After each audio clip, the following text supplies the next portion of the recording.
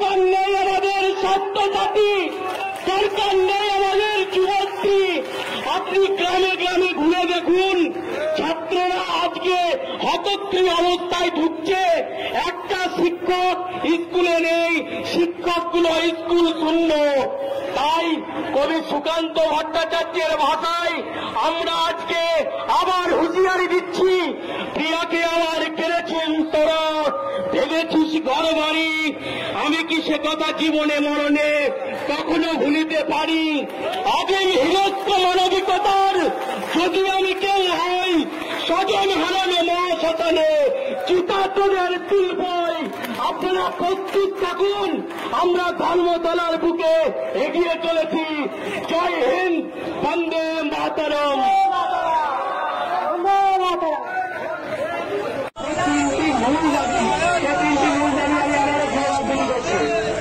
যে সমস্ত চাকরি প্রার্থীরা ইন্টারভিউ